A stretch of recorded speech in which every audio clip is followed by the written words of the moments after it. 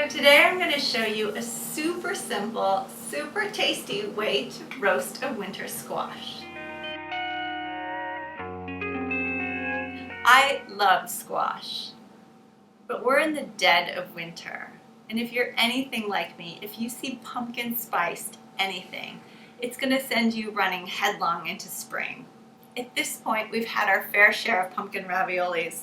We've had pumpkin soups, pumpkin curries, pumpkin ice cream, pumpkin smoothies, pumpkin lattes, and I'm from the Pacific Northwest, so we even have pumpkin beer. Or you're like the rest of the country, and when you look at this, you think,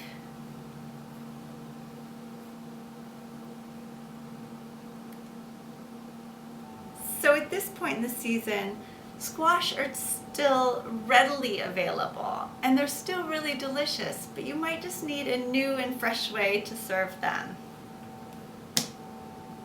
So I have a recipe for you.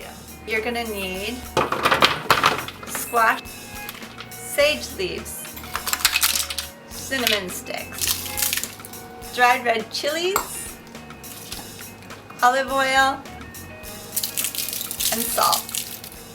You're also going to need a little bit of honey or maple syrup just to finish the dish off.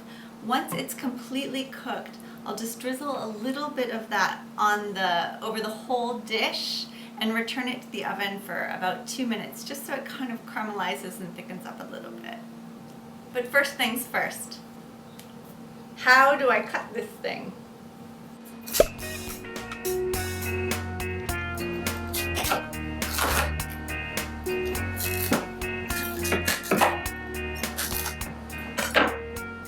So the question remains, do I peel it or do I not peel it? Well, it depends on the squash.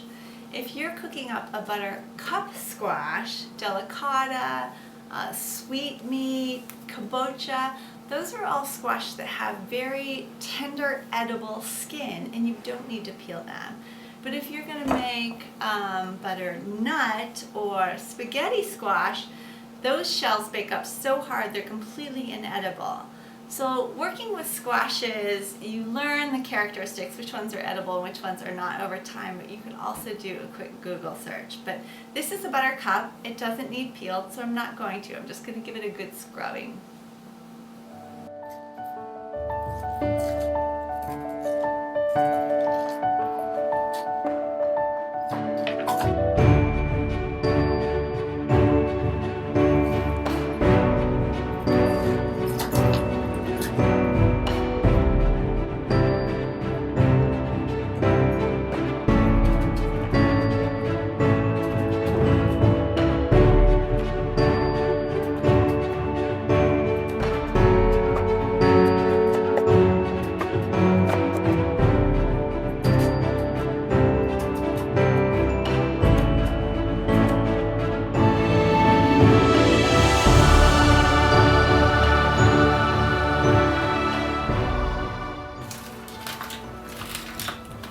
All of this a good stir. You want the oil to coat every little piece, and all of the leaves and all of the chilies.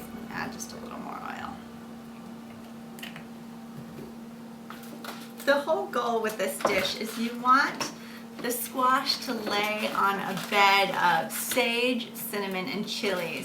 So it's going to infuse the squash in a way that adds a lot of fragrance and a little bit of taste, a little bit of heat, but not overdoing it. If you took ground cinnamon and ground chili and ground sage powder, you'd have a uniformity of flavor in every bite.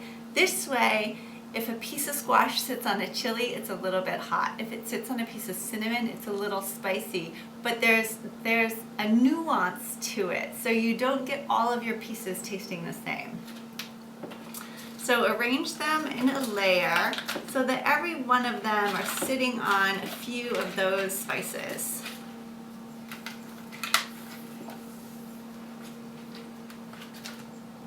Now our squash is ready for the oven. We're going to roast it in a 425 degree oven, 220 degrees Celsius, for about 20 minutes. And I'm going to stir it after 10 minutes.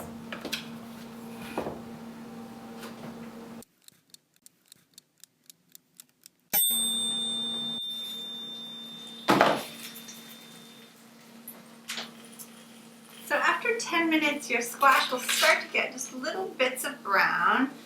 Just give them a spin. Oops, preferably on the tray.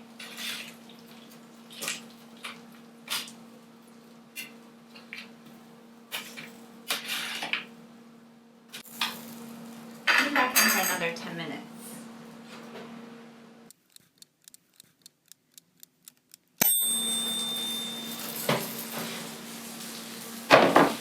The last couple minutes, drizzle just a little bit of maple syrup over the whole thing.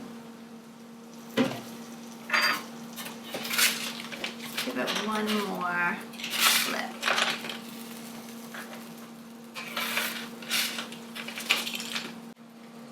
And return it to the oven for just another 2 minutes.